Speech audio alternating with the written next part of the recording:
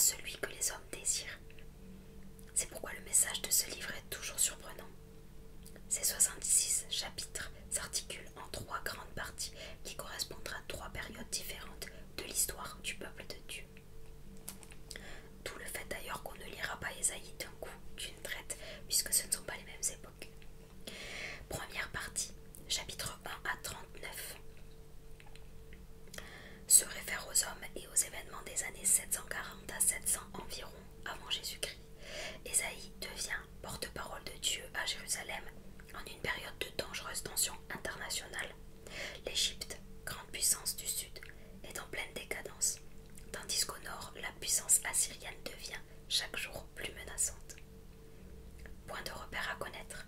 Vers 734, alors qu'Ahaz règne à Jérusalem, les royaumes de Syrie et d'Éphraïm, Israël du nord, se liguent contre Juda pour le forcer à se joindre à eux contre la menace assyrienne. C'est la guerre syro-éphraïmite. 722 à 721, fin du royaume du nord, dont la capitale Samarie est prise par les Assyriens et la population déportée. 701, sous le règne d'Ézéchias, les Assyriens assiègent Jérusalem et démembrent le royaume de Juda. Durant cette période, Ésaïe apparaît comme le champion intransigeant de Dieu, dont le message agit toujours à contre-courant. Il présente la menace assyrienne comme l'intervention de Dieu lui-même contre le peuple infidèle. Il proteste contre les combinaisons politiques échafaudées par les dirigeants de Jérusalem, contre les constantes violations du droit et de la justice sociale, contre les pratiques religieuses derrière lesquelles s'abritent les exploiteurs des pauvres, contre les manifestations du désir de grandeur, etc. Mais quand le danger est là, le message du prophète vient se dresser contre la panique et le découragement. Dans toutes les circonstances, Ésaïe appelle à croire, c'est-à-dire à garder confiance dans les promesses de Dieu et dans les règles de vie qu'il a données à son peuple. Ésaïe y insiste, la foi doit toujours se traduire par des actes, aussi bien dans le domaine social et politique que dans celui des relations personnelles. Cette première partie est formée de plusieurs collections de messages groupés, plus selon les thèmes que selon l'ordre chronologique. Chapitre 1, 2 à 12 et 28 à 33. Les messages concernant les royaumes de Juda et d'Israël, Éphraïm. Chapitre 13 à 23, les messages concernant surtout les peuples étrangers, Babylone, Philistie, Moab, etc. Les chapitres 24 à 27 et 34 à 35, le grand bouleversement final. Et aussi des chapitres 36 à 39, les récits, communs pour la plupart au livre des rois, se rapportant au règne d'Ézéchias. La deuxième partie des chapitres 40 à 55 est appelée parfois le livre de la consolation d'Israël. Elle a en vue une situation différente. Les Babyloniens, qui ont remplacé les Assyriens comme puissance dominant toute la région, ont pris Jérusalem en 587 avant Jésus-Christ et déporté sa population. Les déportés s'interrogent. Se pourrait-il que la ruine de la ville sainte ait été une victoire des dieux babyloniens sur le Dieu d'Israël? Loin du pays que le Seigneur leur avait donné, privés du temple où ils rencontraient Dieu, les exilés sont au fond du désespoir et persuadés que Dieu les a abandonnés volontairement ou par impuissance. C'est pour ces gens découragés que le prophète parle. Dieu va utiliser le roi perse, Cyrus, pour délivrer son peuple. Une nouvelle libération rappelant la sortie d'Égypte va permettre à ce peuple de revenir dans la terre promise, puisque Dieu est le créateur du monde. Il a le pouvoir d'annoncer de tels événements et de les réaliser. Les dieux des vainqueurs, ce sont que des illusions. Insérés dans ces messages d'espoir, 4 poèmes présentent un mystérieux personnage, le serviteur du Seigneur. Chapitre 42, versets 1 à 4, chapitre 49, versets 1 à 6, chapitre 50, versets 4 à 9, chapitre 52, versets 13 à 53. Chapitre 52, verset 13 et chapitre 53, verset 12, dans lequel le Nouveau Testament verra comme un portrait anticipé de Jésus. Voir par exemple Acte 8, verset 30 à 35. La troisième partie, chapitre 56 à 66, se réfère à la période qui a suivi le retour des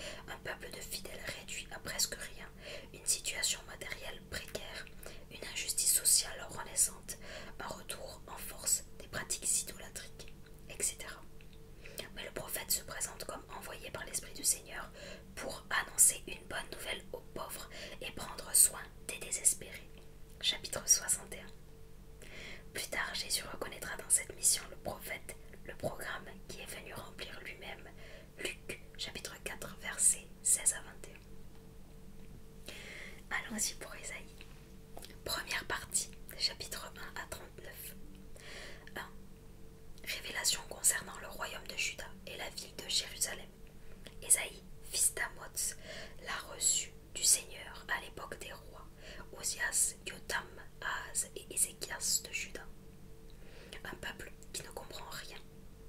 Ciel, écoute, terre, prête attention, c'est le Seigneur qui parle. J'ai élevé des enfants pour en faire des adultes, mais ils se sont révoltés contre moi. Un bœuf connaît mon propriétaire et un âne le maître qui lui donne à manger, mais Israël ne veut rien savoir, mon peuple ne comprend rien. Plus rien d'intact au pays de Juda. Quel malheur, nation coupable, peuple chargé de crimes, race de malfaiteurs, enfants vicieux que vous êtes. Vous avez abandonné le Seigneur, vous avez dédaigné l'unique vrai Dieu, le Dieu d'Israël. Vous lui avez tourné le dos, ou voulez-vous qu'il vous frappe encore? Vous qui persistez dans la révolte, la tête est couverte de blessures, le cœur tout entier est malade, des pieds à la tête tout rien, plus rien n'est intact, tout n'est que blessures, traces de coups et plaies ouvertes, que personne n'a nettoyé, ni pensé, ni soigné à l'huile. Votre pays est comme un désert sinistre, vos villes sont incendiées. Sous vos yeux, des étrangers dévorent des produits de votre sol, il n'en reste plus rien, comme si Dieu avait infligé ce bouleversement à des étrangers. Seul Sion subsiste, comme une hutte dans une vigne, comme une cabane dans un champ de concombres, comme une ville assiégée. Si le Seigneur de l'univers ne nous avait pas laissé quelques rescapés, nous serions comme la ville de Sodome, dans le même état que Gomorrhe. Un culte qui fait horreur à Dieu.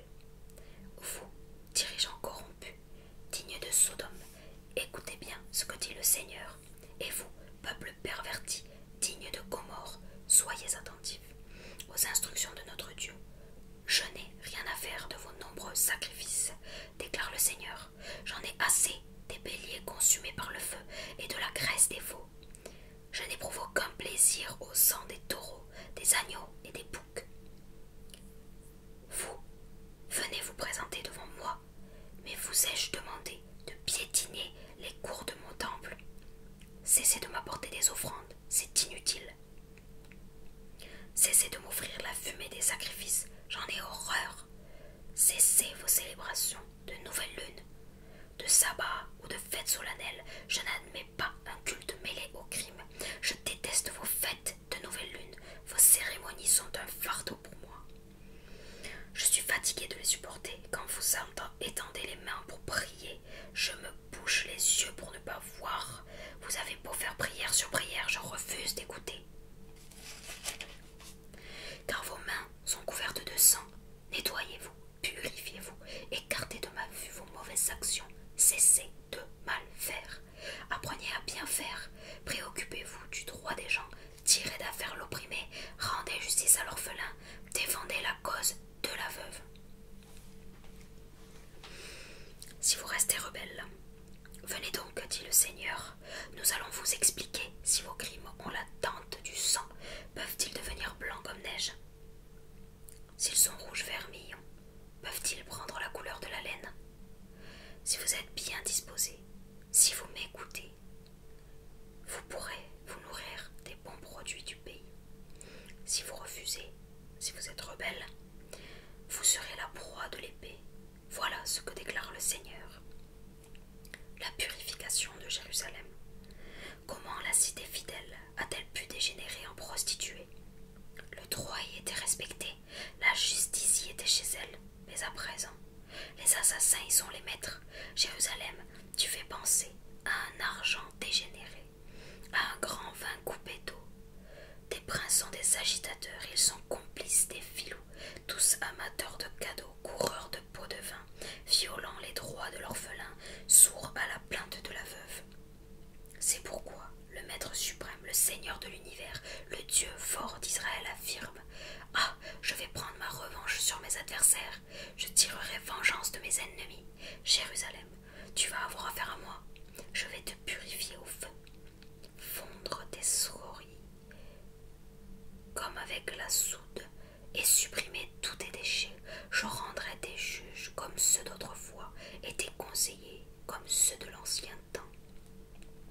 Alors on pourra te nommer ville de la justice et cité fidèle. La délivrance viendra pour Sion quand elle respectera le droit et pour ses habitants repentis quand ils pratiqueront la loyauté. Mais ce sera la catastrophe pour les rebelles et les coupables, ce sera la fin jardin pour ceux qui abandonnent le Seigneur. Oui, vous serez humiliés d'avoir pratiqué vos rites sous les arbres sacrés qui vous tiennent tant à cœur. Vous serez déçus d'avoir choisi ces jardins pour vos pratiques païennes. Vous serez comme ces arbres quand ils perdent leurs feuilles ou comme ces jardins quand ils sont privés d'eau. L'homme fort sera l'amadou et ce qu'il fait, une étincelle. Tous deux brûleront ensemble, sans personne pour éteindre. 2. Message qu'Ésaïe, fils d'Amoz, reçut du Seigneur concernant le royaume de Juda et la ville de Jérusalem. Tous les peuples à Jérusalem.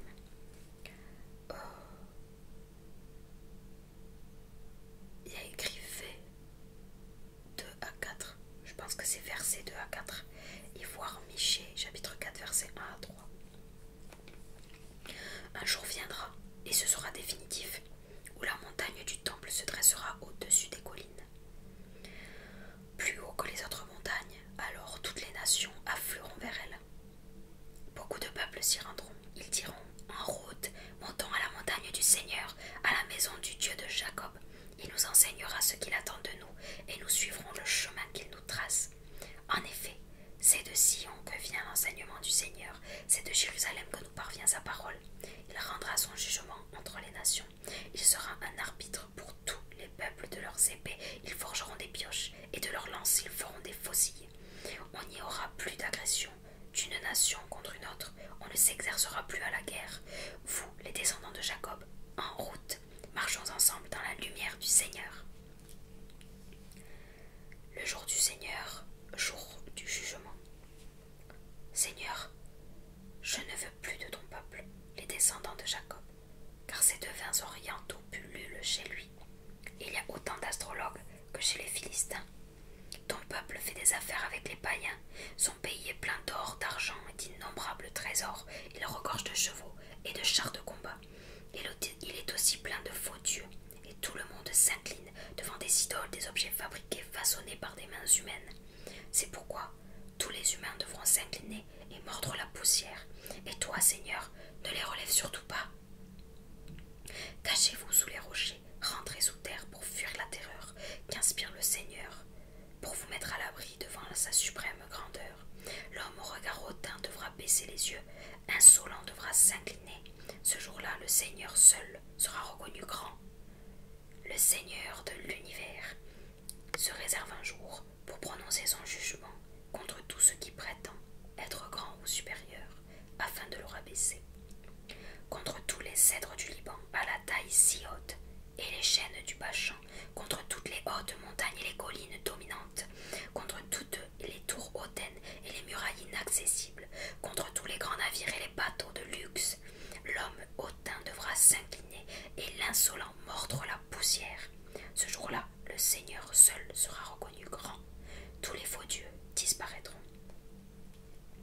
Quand on entre dans les cavernes, dans les tours de la terre, pour fuir la terreur qu'inspire le Seigneur, pour se mettre à l'abri devant sa suprême grandeur. Quand il intervient et frappe la terre d'épouvante, ce jour-là on jeta aux rats et aux chauves-souris les faux dieux d'argent et d'or qu'on a fabriqués pour s'incliner devant eux. On entrera dans les creux et les fentes des rochers pour fuir la terreur qu'inspire le Seigneur, pour se mettre à l'abri devant la suprême grandeur quand il interviendra en frappant la terre d'épouvante. Cessez de compter sur l'homme, sa vie ne tient qu'à un souffle. Quelle valeur lui reconnaître? Anarchie au royaume de Juda. 3. Le Maître suprême, le Seigneur de l'univers, va priver Jérusalem et le royaume de Juda de toute ressource en pain et en eau. Il va les priver de tout ce qui leur sert d'appui. Troupes d'élite et simples soldats, juges, prophètes, devins et membres du conseil des anciens, officiers et dignitaires, conseillers, techniciens et experts en sorcellerie. Comme chef, dit le Seigneur, je leur donnerai des gamins qui les gouverneront au gré de leurs caprices. Ce sera la foire d'empoigne, c'est à qui l'emportera sur l'autre, les jeunes brutalisant les vieux, et les vauriens, les gens de bien. Un homme empoignera son frère, un membre de son propre clan. Tu as un manteau à 2 mètres, dira-t-il. Tu es donc notre chef, prends le commandement de ces ruines. Mais ce jour-là, l'autre répondra,